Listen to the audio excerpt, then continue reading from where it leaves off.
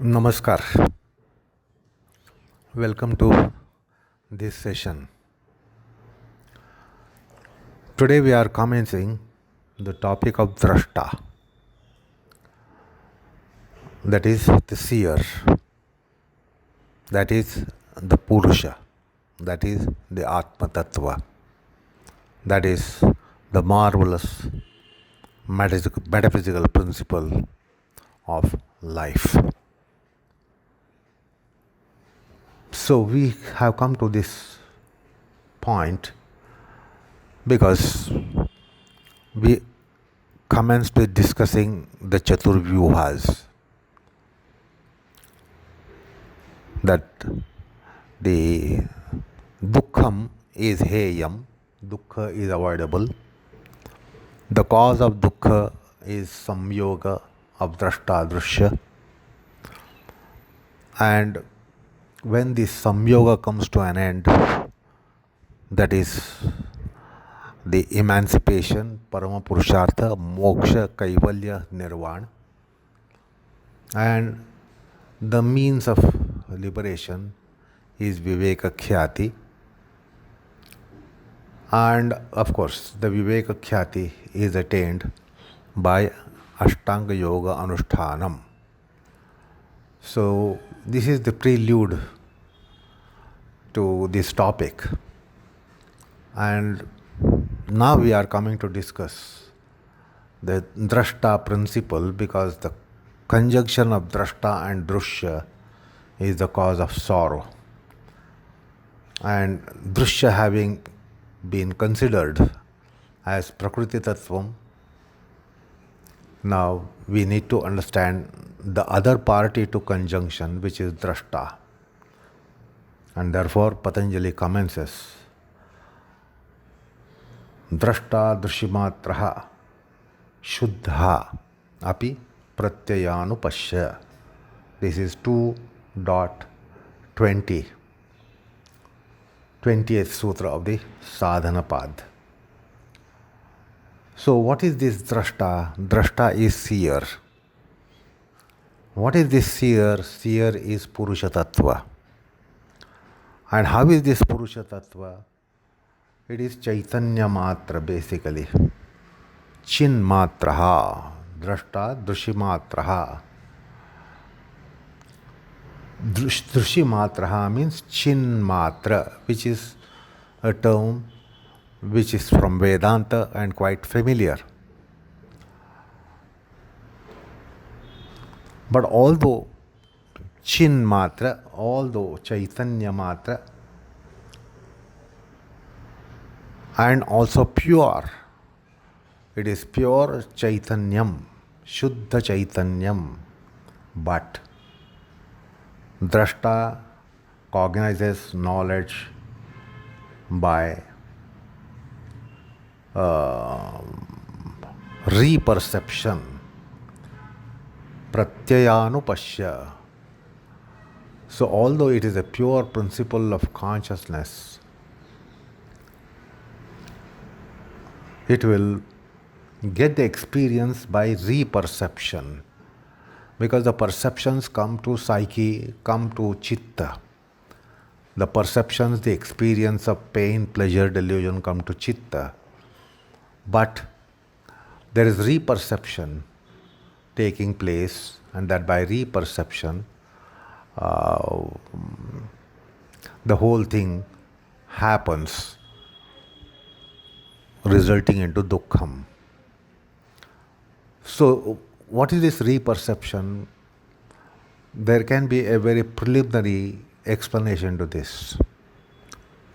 Of course, that will not be final, but just to have little cognition of the concept mentioned in the sutra, it is like this. See, the mirror gives reflection. A mirror as such doesn't have anything that can be called as beauty or ugly.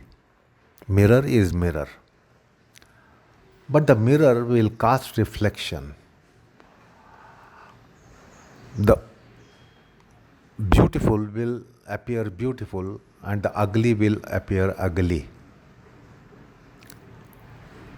Now, the beauty or ugliness is not at all in the mirror, but yet, being a reflector and being reflecting, it reflects that. The mirror doesn't become beautiful by a beautiful reflection. Mirror doesn't become ugly by ugly reflection cast by it. Similarly, this Cinma tattva is something like that we should understand as a preliminary understanding. So, mirror is mirror, but not beautiful or ugly or anything like that, shapely or unshapely, nothing like that, but it gives reflections of all those. Similarly, the Chinmatra Tattva is something like that is explained by the word Pratyayanupashya, and which we render into English as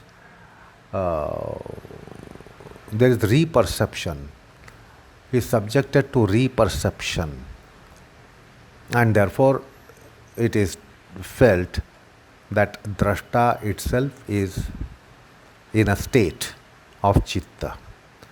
You should recall that we had considered in the very first chapter a Vritti Sarupyam concept in the Sutra, Vritti Sarupyam Itaratra.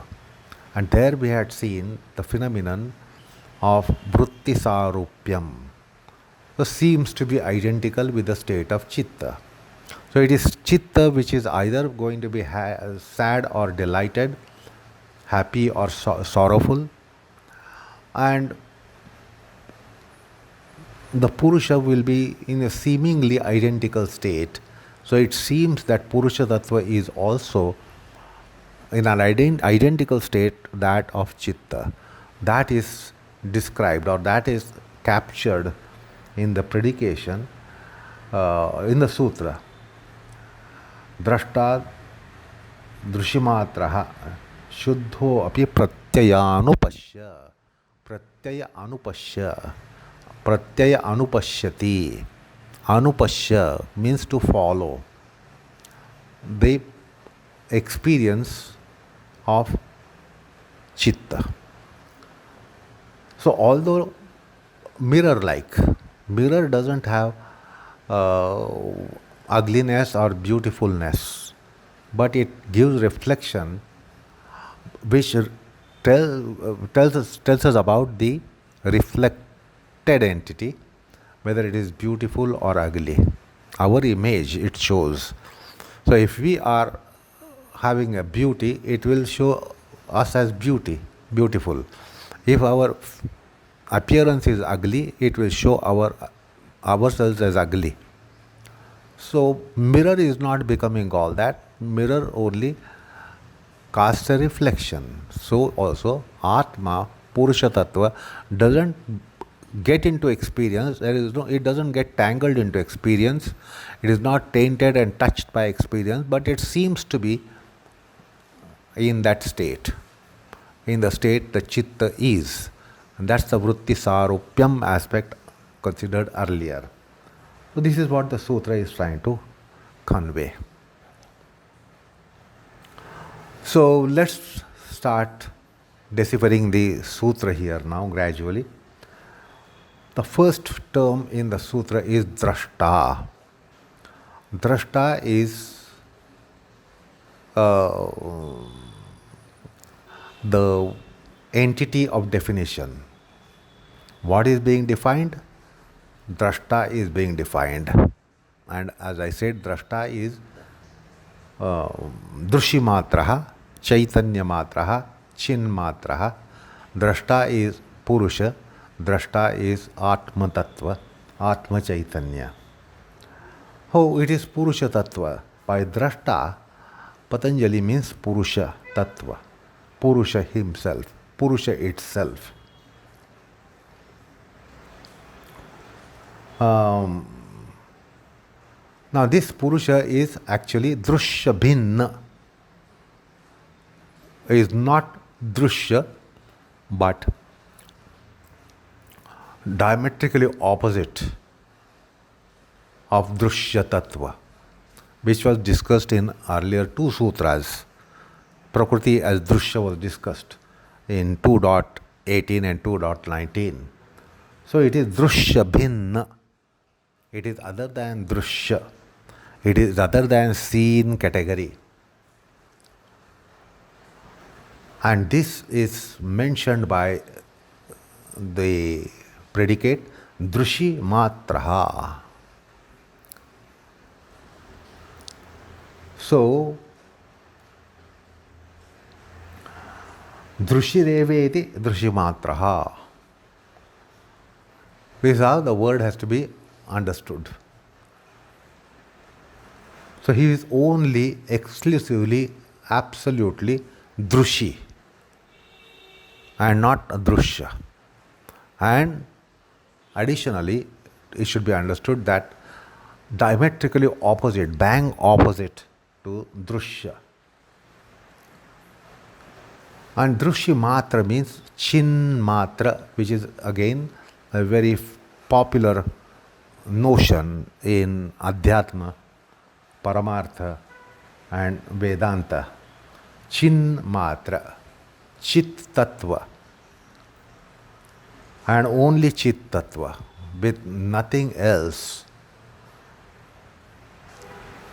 And again it is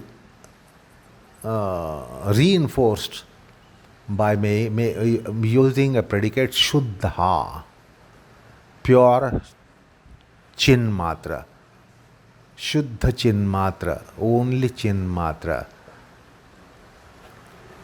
So there is a double stress to mention that Chit Tattva is absolutely other than Drashya, and that is by a predicate using Shuddha.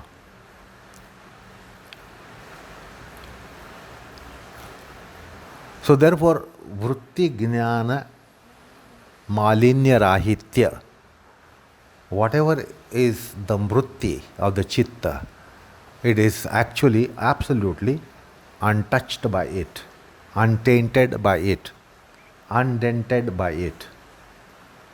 So that is what is being conveyed and reiterated in the sutra. But there is Vrittyabhimana is what happens. That means there is abhimanam on the Vritti Pratyaya. And therefore he is also described as Anudrashta. It is also a word that comes in Adhyatma. Upadrashta, Anudrashta, and that is explained by the words Anupashya, Pratyayanupashya. Pratyaya means the state of Citta, experience of Citta. So Purusha Tattva seems to be having seemingly the same state. So there is a seeming condition of being in a experience, being in a state such as delight, sorrow, pain, pleasure, etc., etc. So point is, we have to understand the Drashta Drushimatraha. It is Drushi only and nothing else. But it should be understood that it is not his guna. It is not his quality, nor attribute, nor a characteristic. So it is not his dharma.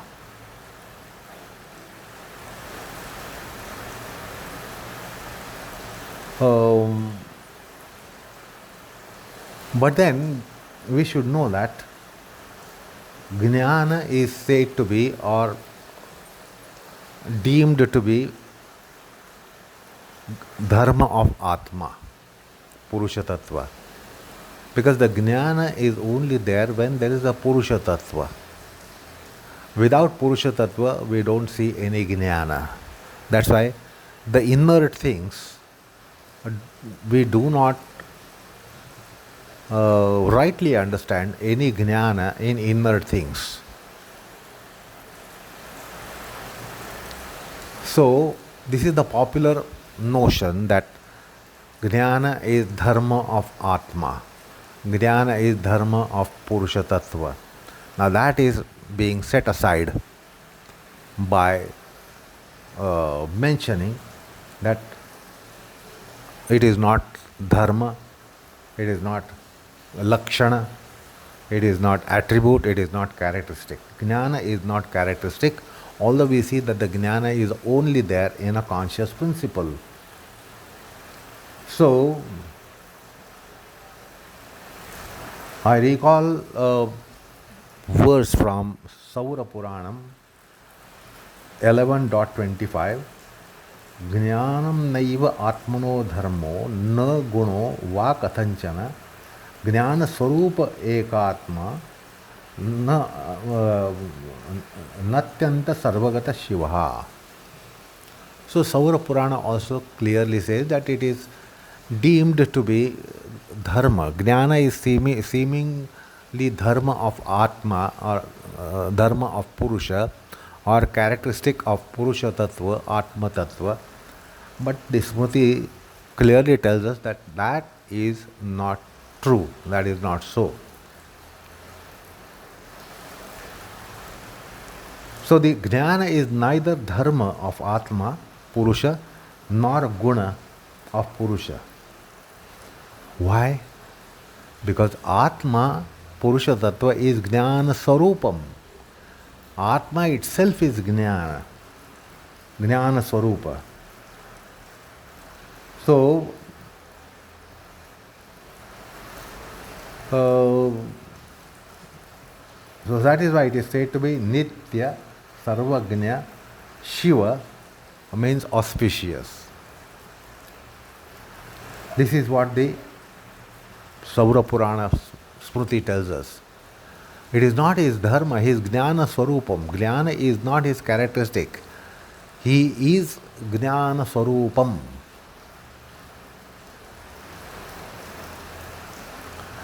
So, how is this relationship between Atma and Jnana or Purusha Tattva and Jnana? It is said to be relationship of the nature of fire and heat. Does the fire have heat or fire itself is heat? The fire itself is heat. But that is also not the kind of Sambandham here. Because that relationship, like fire and heat, there is a bheda, difference in non-difference. And therefore, even such relationship is not there. So that's why it is inexplicable relationship between Atma and Jnana, Chinmatra or Chetan Tattva and Jnanam. It's a unique relationship. It cannot be described, nor can there be any metaphor to describe it, or simile to describe it, or example to describe it. So it's a very special relationship between Jnana and Atma, between Purusha Tattva and Jnanam. So you cannot be describing it with the means of some analogy, metaphor or simile. Anyway, in the Sutra you get a term called matraha, Drishi matraha, Chaitanya matraha, Chin matraha. Now what is this matra? Vijnana Bhikshu describes that the matraha is a description or word used in the sutra which means that prakasha kriya sthiti etc. of sattva rajatama gunas, these characteristics are excluded. There is a vyavrutti of any gunatmaka attribute, sattva rajatama. So that's why the word matra has come to signify that it is untouched by Prakriti. There is not even a slightest touch of Prakriti Tattvam. And that is why the word matra, Drushimatraha, has come in the Sutra as opined by Vijnana Bhikshu in Yoga Vartikam. And by Shuddha, again another predicate comes, Shuddha. So what is this Shuddha? Why for this predicate or description or word use, Shuddha? Shuddha comes to tell us that there is absence of bhutendriyatmakata. So the bhutendriyatmakata is also set aside, is also ruled out.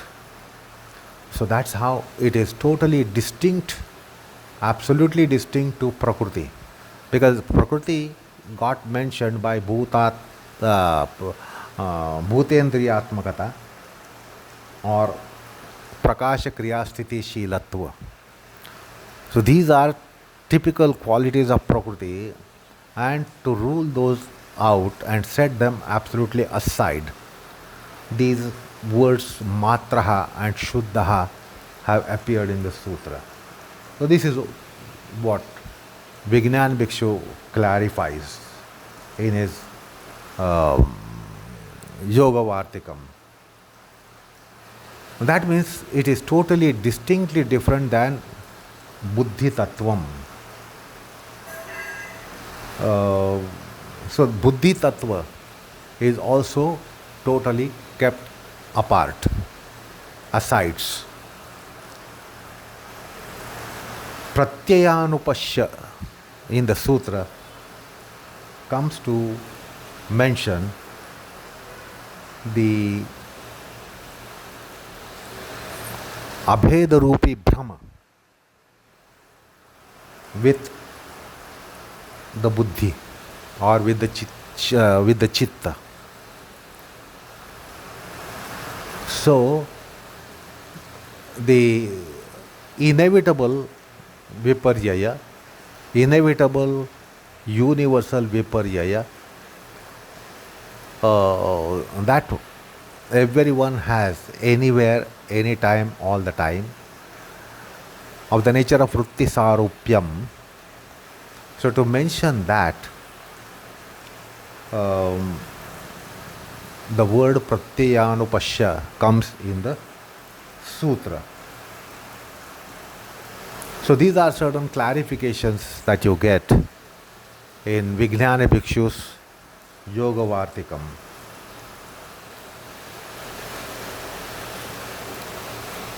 Now, to really understand this principle of Drashta, we will slightly have to go around and see how the different darshanas have postulated this. The Nayayikas, the logicians,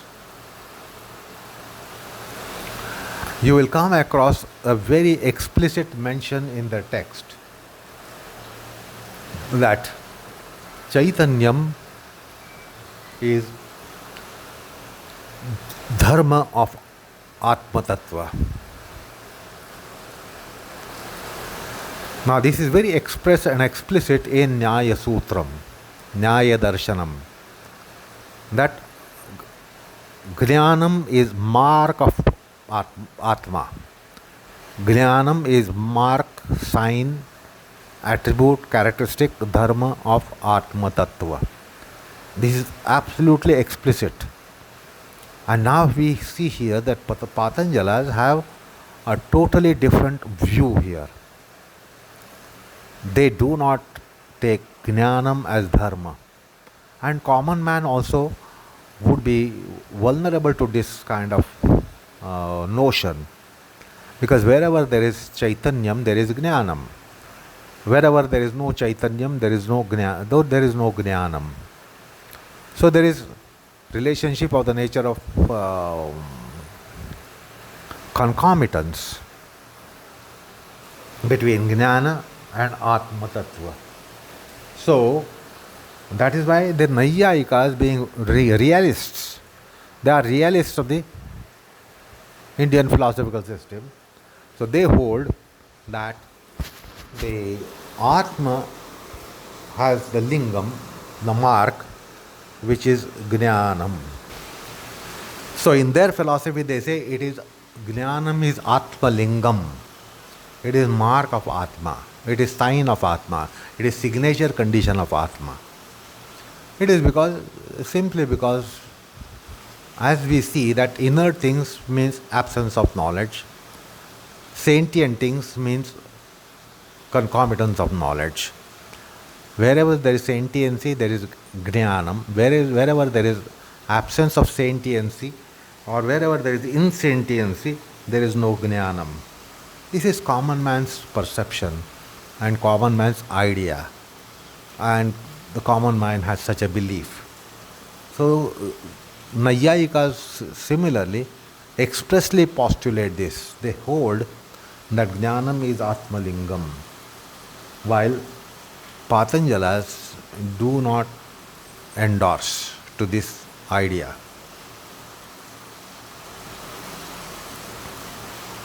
So, dharma-dharmi relationship should not be established between Atma and Jnanam. As Naiyayikas say, Atma is dharmi and Jnanam is dharma. The characterized and characteristic. Atma is characterized and Jnana is its characteristic, which has invariable concomitance or inseparable relationship, absolute relationship, exclusive relationship. Now that is not endorsed by Sankhyas or Patanjalas or even Vedantins. And therefore, he expressly mentions Drushimatraha, absolutely, only, exclusively, nothing else but merely Chaitanyam. So, we should know that Patanjali is postulating something which is not according to common man's belief, idea and notion, nor the philosophers called realists, the Naiyayikas. So, that is one point that we need to take note of. Now, let's try to understand what this sutra is trying to convey, and therefore we will now proceed to understand the Yoga Bhashya. Bhashyakara at the outset describes the Vishesha Padam here. Drushimatraha iti druk shaktihi. So, druk shakti is another synonym of Purusha Tattvam, and therefore he mentions that, because otherwise this Drushimatra has come for the first time here. So what is this Drushimatraha? Drushimatraha is Druk Shakti. See, because Upanishads also have said the similar thing. The Atma doesn't have limbs. Atma doesn't have Indriyas. But all Indriyas function because of Atma. The Jnanendriyas, the Karmendriyas, they are not there to Atma Tattva. Atma doesn't have eyes. Apani Padam doesn't have legs and arms. But all that hands and legs do is because of Atma Tattva. So it's an energy form. It is energy. Like in an electric bulb. The electricity is not light, but behind the light is electricity in the energy form. Any motion is because of electricity in an electric motor. But motion is not electricity. Electricity doesn't have motion, but the motion is because of electricity in the motor. So similarly, Atma Tattva, Purusha Tattva doesn't have senses, doesn't have organs, but all organs and senses exclusively function because of the Atma Tattvam. It is like a power, and therefore it is Druk Shakti. So Vyasa makes it clear, Drishimatraha Druk Shakti.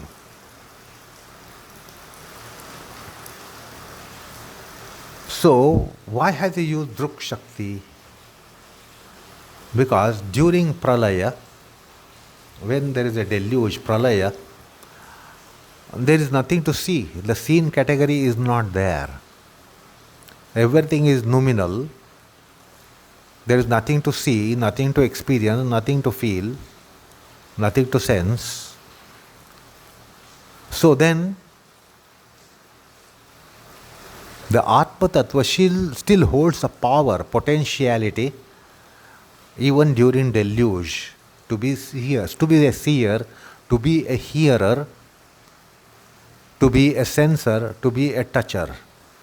There is nothing to touch, nothing to sense, nothing to feel, nothing to hear, yet the power to do all that is maintained in Atma Tattva. Therefore, Shakti, the power, potency, the word power has been used. So that's why the Druk Shakti remains Druk Shakti, although there is no Drushya in Pralayam, in deluge, still the power is there, retained in the Atma Tattva, and therefore he has used the word Druk Shakti.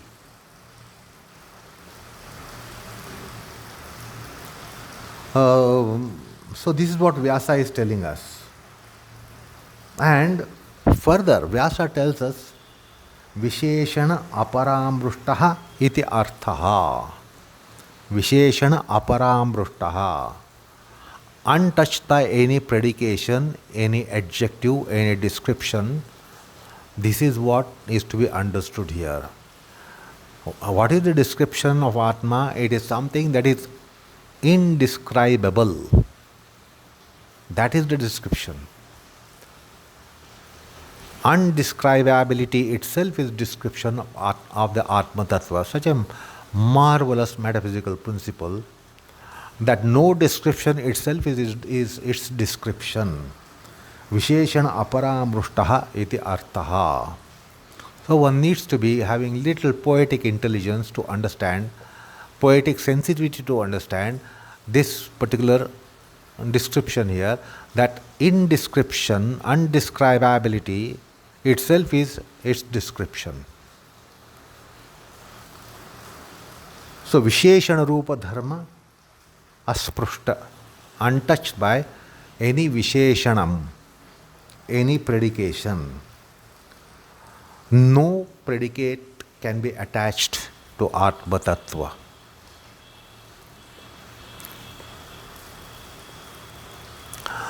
There is no verbal description to describe Atma. And that is why you will come across in Upanishads, when it comes to description of Atma, neti, neti, neti, not this, not this, not this. But there is no description of this, of the nature of this, but only of the nature of not this, not this, not this. That is because it is really indescribable marvel. And this is particularly highlighted by Vachaspati Mishra in his Tattva Vaisharadi, that it is indescribable.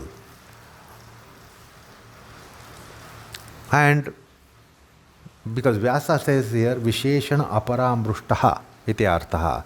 What is this Visheshana? Vachaspati Mishra tells us that it is undescribability itself is its description. While Vijnana Bhikshu in his Yoga Vartikam tells us that there is no Vishesha Padartha that is posited by Kanadiyas, Vaisheshika Darshana. Vaisheshika Darshana speaks about Vishesha Padartha. And because it speaks of Vishesha, that's why the darshanam is called Vaisheshika darshanam. So everywhere it tries to identify the Vishesha of a thing. What is Vishesha of a thing? You get described in that philosophy of Kanada, Maharshi Kanada. And that is why his philosophy itself is called Vaisheshika darshanam. So, Vijnana Bhikshu tells us that there is no Vishesha that you come across, get mentioning in Kanadiya darshanam or the Aulukya darshanam or Vaisheshika darshanam. So, how is this Purusha Tattvam? Sa Purushaha Buddhehe Pratisamvedi is what Vyasa tells us. Sa Purushaha Buddhehe Pratisamvedi. He is Pratisamvedi of Purusha. Now again, I want you to go back to that Vritti Sarupyam Sutra which was considered earlier in the first chapter. Because there we discussed quite in detail what is that Pratisamvedi, what is that Pratisamvedana. So, this is a marvelous metapsychical phenomenon. Now, for you to little have a taste of that description which we did quite in detail in the first chapter, third sutra, Vritti Sarupyam Mitaratra, or the Pratyayanupashya concept was discussed there. There was that example of echo. See, there is a mountain range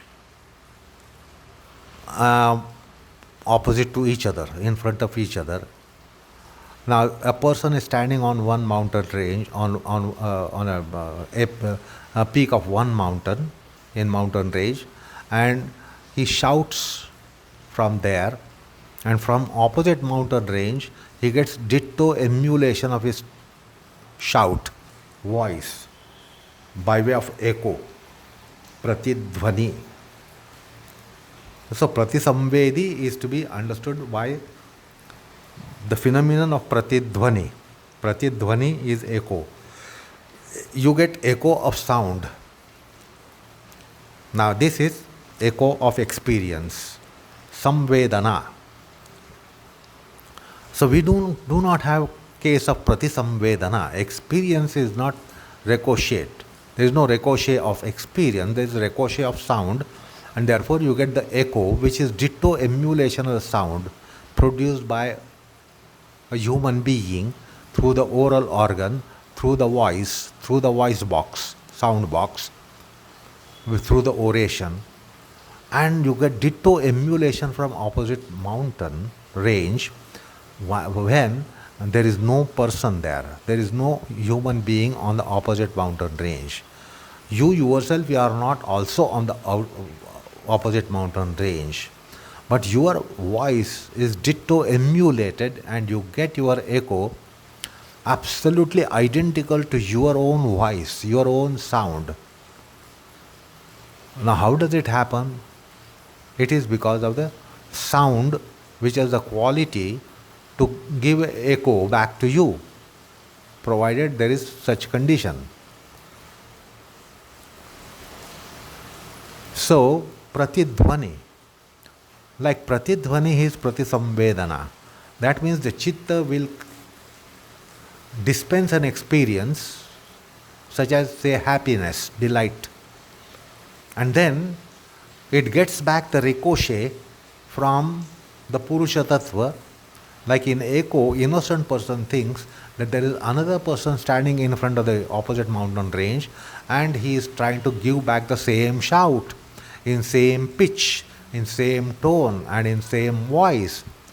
So the child will think, innocent child will think, there is another person standing on the mountain and he is giving ditto same shout back, which is not true. So similarly, the buddhi tattvam will be getting delight or happiness, and then that is dispensed on the Purusha tattvam, and then you get that back. Like echo of sound, you get echo of experience, that is pratisambedana. This is what happens, and therefore it seems that if I am happy, my Purusha tattva is also happy. My Atma is also happy. Now, what is happy is the mind. The mind is happy here, and then it is construed that when I am happy, the Atma is also happy. Purusha Tattva is also happy. That is why we have this kind of mix up. We never say, my mind is happy, but I am not happy. My mind is happy, but I am sad. I am sad, but my mind is happy. This doesn't happen. There is ditto identicality between the state of mind and your state. As is your mind, so is your state. You never say, my mind is happy, but I am not happy. Or my mind is sad, but I am not sad. This doesn't happen. It is because of that pratyaya anupashya aspect. So that is pratisambedana. So that's why Vyasa says, Sa Purusho Buddher Pratisambedi. This Purusha is Pratisambedi of Purusha Tattva. Buddhi Tattva, Buddhi. So that's how the Vritti Saropyam phenomenon happens. And that is the same encaptured in the predication or description here, Pratyayanupashya. So he is not Buddhi Vritti Jnata. He is not Jnata, the knower of Buddhi, or nor even Sakshi, nor even witness. And therefore the Sutra nowhere mentions that he is Sakshi, he is Kevala Sakshi or Jnata Buddhi Vritti. But whatever Samvedana comes in Buddhi because of experience, there is a similar kind of ricochet coming from Purusha, and that is Pratisambedana. If the Buddhi is Shanta, the Purusha seems to be Shanta. Not that Purusha is Shanta. Purusha seems to be Shanta. If Buddhi is in a Ghora state, then Purusha seems to be in a Ghora avastha. If Buddhi is in a Mudha avastha, Purusha seems to be in Mudha avastha. So Shanta Ghora Mudha Vritti of the Buddhi, Shanta means placid and quiet, Ghora means agitated, Mudha means deluded. All these things will happen to Buddhi, but they don't happen to Purusha, but it seems that the Purusha is also in similar state. So this is how it has to be understood. He is not a Sakshi. He is not a witness. This also is to be understood because that's also an idea in spiritual minded people that the Atma Tattva is Sakshi Matra. It is not even a Sakshi precisely. So we will have to understand this phenomenon of Pratisambedana, or seemingly in the same state for Purusha Tattva, by the example that was given to you just now, echo, mountain ranges and echo. So with that, we will be able to understand. So we will proceed to understand this sutra and the purport of sutra, but I think it is enough for the time being today. We will continue this discussion in our next session. So namaskar all of you.